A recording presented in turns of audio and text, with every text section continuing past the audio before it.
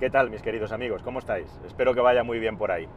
Nueva entrada en el videoblog. Vamos a retomar asuntos de compra-venta, compras inteligentes, formas inteligentes de usar el automóvil. Y hoy quería hablar de un tema que suele generar algo de polémica o confusión, que es la depreciación del coche.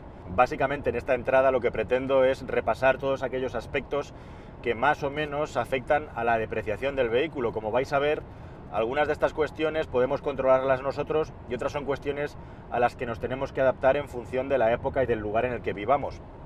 Y digo el lugar porque, para empezar, la depreciación de los automóviles está bien relacionada en algunos casos con lo vivo, lo dinámico, con la costumbre que hay de comprar coches usados en un país determinado, en una región.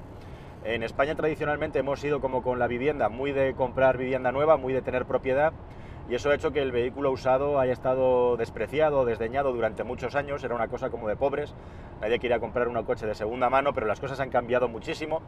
En ese sentido nos hemos acercado mucho más a la tendencia del resto de países occidentales, especialmente de los anglosajones, que podríamos decir que son los reyes del vehículo usado.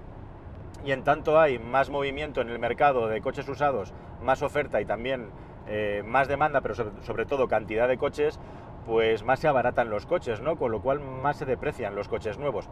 Pero no es lo mismo comprar un coche usado en España que comprarlo en Alemania, que comprarlo en Inglaterra, que es un país donde los coches se deprecian muchísimo, quizá el país que más se deprecian los coches junto con otros países anglosajones, como Estados Unidos o la misma Australia o Nueva Zelanda, que hacerlo en otros países como por ejemplo en China, donde el coche usado, como hay tal voracidad por motorizar el país, porque la gente tenga coche, los coches usados son carísimos, ¿no? Así que ese sería un primer factor que no podemos controlar nosotros. Un segundo factor que no podemos controlar es el momento económico en el que vivimos, ¿no? ¿Os acordáis cuando, esto es muy fácil de entender, estábamos en el boom económico antes de la crisis, todo el mundo comprándose Cayennes y Q7s, parecía que los regalaban, ¿no?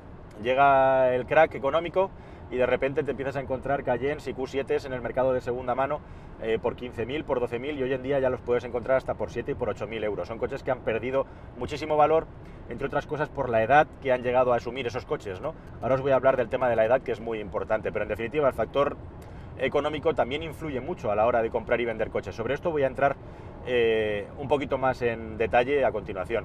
Y otro factor así un poquito etéreo, pero que evidentemente influye mucho, y ahora tenemos una comprobación perfecta de que esto es así, es el asunto de la política, de la normativa, ¿no? De repente el gobierno decide primar un determinado tipo de vehículos en función de otro tipo de vehículos, en este caso penalizar al diésel, y de repente un montón de vehículos diésel que teníamos en el mercado pierden valor directamente por las nuevas normativas de restricciones de conducción y también por las nuevas normativas en las que se penaliza el combustible, ¿no?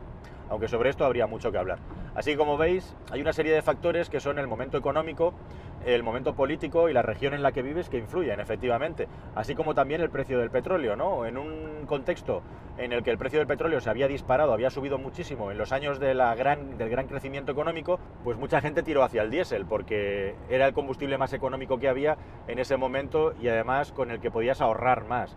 Entonces, como veis, hay una serie de factores rodeando país, situación política, situación económica, precio de los combustibles, que influyen en la apreciación o depreciación de un coche. Entrando ya en factores relativos al producto en sí, al coche, si os acordáis aquella gráfica que os enseñé de cómo evolucionaba el valor del vehículo en función del coste de su mantenimiento, pues tenéis que saber que la gran depreciación de cualquier automóvil ocurre en sus 3 primeros años de vida. Normalmente hay un factor que se considera constante en la compraventa de coches, que es que en su primer año, pasados los primeros 12 meses, un vehículo ha perdido aproximadamente el 20% de su valor. Eso tiene sus matizaciones, pero digamos que es una norma que se ha mantenido constante a lo largo del tiempo. Así que es en los primeros 3 años en los que un vehículo puede llegar a perder pues entre un 30 y un 50%, podríamos decir, del valor en función del vehículo del que estemos hablando, ¿no? De la misma manera que en los 3 primeros años, y cuanto menos tiempo, mayor es la depreciación del coche en función al precio que hemos pagado por él, pasados los 10 años, la depreciación del automóvil empieza ya a ser un valor residual al que no hay que tenerle mucho miedo o tener muy en cuenta a la hora de poseer un automóvil. Así que, como ves, un primer factor que hay que tener en cuenta a la hora de comprar un automóvil o de venderlo es cuánto tiempo lo vas a tener contigo. Si te estás planteando, que no suele ser lo normal en España, tenerlo como máximo 3 años, pero puede ocurrir, y lo vas a comprar nuevo, pues ten en cuenta que en esos 3 primeros años es justamente cuando más valor pierde y lo vas a tener que tener en cuenta como un aprovisionamiento económico. O en otro caso, a lo mejor te puede servir o valer la pena conseguir otra modalidad de posesión del vehículo que no sea justamente la posesión, sino un alquiler a largo plazo, como puede ser un renting, un leasing o cualquier otra modalidad de la que ya hemos hablado en este canal. Al final del vídeo os pongo unos links para que podáis verlos si no lo habéis hecho todavía.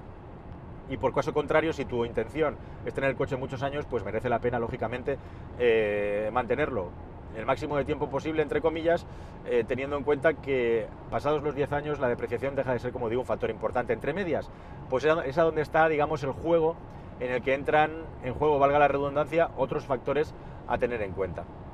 Evidentemente, el asunto que más influye a la hora de valorar la depreciación de un coche es la marca que compras. Las marcas premium tienen una depreciación inferior a las marcas, digamos, populares. Este es un factor que todo el mundo tiene en cuenta y evidentemente no hay que ser muy listo para saberlo, que las 4 Marías, podríamos decir, las Mercedes, BMW, Audi, Volvo, Porsche, etcétera, tienen unos valores de depreciación inferiores a un automóvil, por decirlo de algún modo, popular. Y esto puede llegar a ser evidente, pero no tanto es así otros factores relacionados con el automóvil que compres. Lógicamente, pues ahora, hoy en día, el que tiene un diésel pues ha perdido algo de valor, el que tiene un gasolina o un híbrido va a mantener un poquito mejor el valor residual de su coche, pero al margen de si diésel o gasolina, si es una marca premium o no, ¿qué otros factores pueden influir a la hora de comprar un coche? Bueno, pues hay algunas marcas de coches que arrastran mala fama desde hace muchos años o de que envejecen mal, y eso evidentemente influye en la depreciación del vehículo. Es interesante desde el punto de vista del vendedor saberlo, aunque evidentemente más o menos cuando compras un coche, pues sabes si estás comprando un vehículo, que ese extra que estás pagando, y voy a decir por ejemplo un Volkswagen respecto a un Renault o a un Peugeot, vas a estar pagando 1.000, 2.000 euros más como mínimo por un compacto equivalente o 3.000, pues luego te van a rentar en la venta si es que el coche lo quieres vender a un plazo determinado, que esa es otra. Estoy dando por supuesto que tú sabes a qué plazo quieres vender tu coche, cuánto tiempo lo vas a tener, cuando eso a veces no se sabe, ¿no? No está tan claro, pero bueno, vamos a contar que lo sabes. Entonces, es interesante desde el punto de vista de quien está comprando un coche usado también encontrar coches que son de muy buena calidad, pero que siguen teniendo mala fama en el mercado, ¿no? Aquí podríamos hablar sin duda de los coches italianos, que en algunos casos la mala fama está completamente ganada, sobre todo en el apartado de la electrónica y de la fiabilidad de algunos componentes, ya no tanto en el asunto de los motores, ¿no? Donde todos más o menos pueden dar problemas parecidos, y te puedes encontrar cosas muy buenas. Y quizá hay una marca que en España en concreto arrastra muy mala fama desde tiempos inmemoriales y que muy poca gente valora. Yo creo que el rey de los vehículos depreciados, o la marca reina de los vehículos depreciados en España, es Ford, en relación a la calidad del producto que ofrece, ¿no? En los últimos años Ford ha ofrecido un producto muy bueno, muy cercano, digamos, a marcas valoradas como la marca premium popular, que podría ser Volkswagen, y es un coche que tiene una depreciación mucho mayor que Ford, ¿no? Sobre todo en lo que se refiere al apartado dinámico de conducción de los vehículos, son coches extraordinarios, y en otros muchos aspectos no tienen nada que envidiar a marcas mucho mejor valoradas. Es un aspecto a tener en cuenta, tanto desde el punto de vista del que compra un coche, como desde el punto de vista del que lo vende. También es verdad que a la hora de comprar un coche de segunda mano, evidentemente que haya muchos o pocos en el mercado, también influye en que su precio sea más alto o más bajo. Y un ejemplo bien claro de esto son los vehículos japoneses.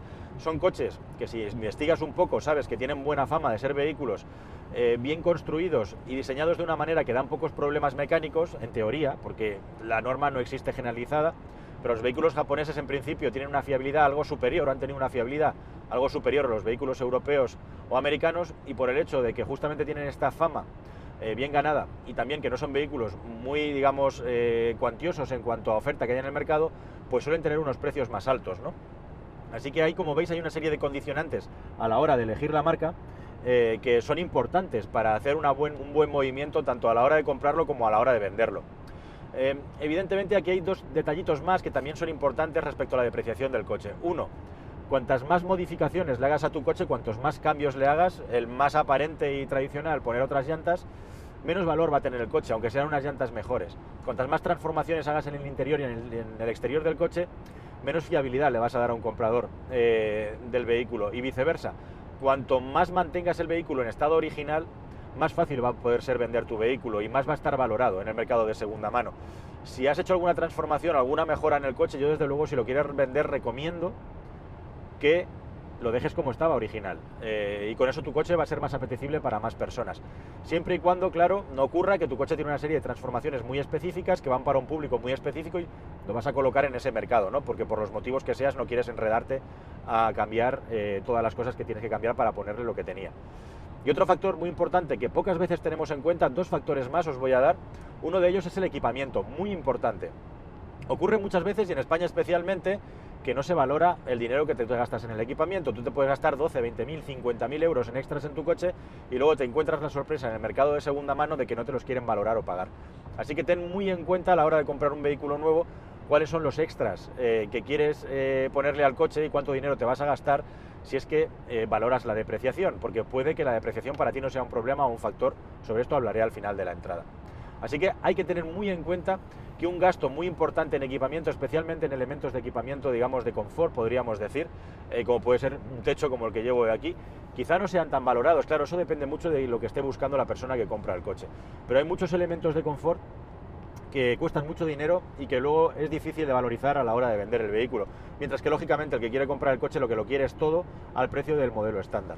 Ese sería un factor importante a tener en cuenta. Y luego hay otro factor muy curioso y es que justamente por la demanda, los vehículos grandes se deprecian más.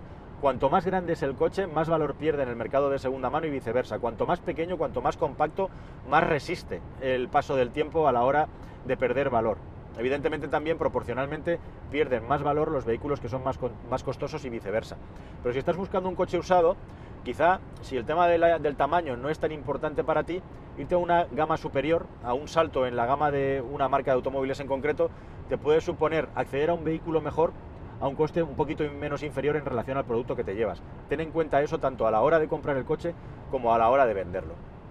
Y también hay un factor extra que podríamos decir relacionado con el lugar en el que vives, que es que lógicamente no es tener el vehículo en venta sin menospreciar a nadie, pues en un pueblo perdido en el Pirineo o en una zona rural, que tenerlo vendido en una gran ciudad, ¿no?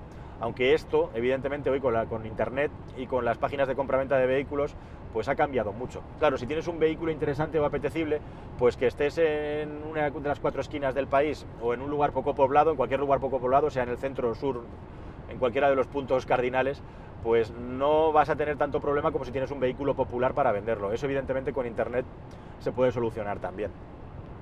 Y bueno, con esto he hecho un repaso y como último punto quería comentar también que esto de la depreciación es una cosa muy subjetiva. Es decir, cuando te compras una televisión o te compras un bien de confort, de consumo, no estás pensando en cuánto se va a depreciar tu tele para venderla el día de mañana, ¿no? Al final el coche es una herramienta que compramos mitad por placer, pero sobre todo como un producto para utilizar en el día a día, y la depreciación quizás no debería de ser una preocupación para ti si es que piensas aprovechar tu vehículo y lo necesitas, que es de lo que se trata, ¿no? Si te compras un coche es de lo que le necesitas. En resumen, es un factor muy subjetivo y que dependerá de cada persona. Yo te puedo decir que personalmente, en mi caso, yo jamás me he comprado un coche o he hecho una compra de coche pensando en la depreciación. Bueno, a lo mejor últimamente sí, pero no es un factor que me haya preocupado mucho porque tampoco me gusta planificar mi vida a tantos años vista. Eso quizás es un error, eso ya es una cuestión personal de cada uno y ahí la dejo. Salvo, con una excepción, que te dediques a invertir en comprar coches, eso, como inversión, en lugar de poner tu dinero en la bolsa, en un fondo de inversión, en cualquier tipo de producto financiero o de inversión, como puede ser comprar una vivienda. Yo tengo contactos, tengo amigos, tengo conocidos que mucho del dinero que ganan lo invierten en comprar coches clásicos y los van acumulando, porque en los últimos años se ha convertido en un negocio de inversión muy lucrativo. Evidentemente aquí estamos hablando de otra dimensión completamente distinta. Estamos hablando de la apreciación de los coches. Aquí en este momento lo que te interesa es estar muy bien informado si quieres invertir en automóviles, eso, para tener un patrimonio en el futuro de cuáles son los coches que tienes que comprar ahora para que saber cuál va a ser su valor en el futuro y encontrar o escoger aquellos automóviles que tienen más potencial de crecimiento de venta. Y realmente hay gente que gana mucho dinero haciendo estas jugadas, pero esto ya sería otra cuestión totalmente distinta. Es decir, no comprar el coche como una herramienta para utilizar, sino como una herramienta de inversión. Con lo cual no estamos hablando de depreciación, sino que estamos hablando de apreciación. Estamos hablando de que el coche gane valor y, como digo, este se ha convertido en un mercado muy lucrativo en los últimos años, en una forma de invertir. Así que nada, amigos, espero que con esta entrada hayáis tenido un buen repaso de lo que son todos los factores de apreciación y depreciación de los automóviles, qué cosas funcionan, qué cosas no, cuáles son los factores a tener en cuenta y en función de eso que podáis decidir de una manera inteligente en función de vuestras necesidades.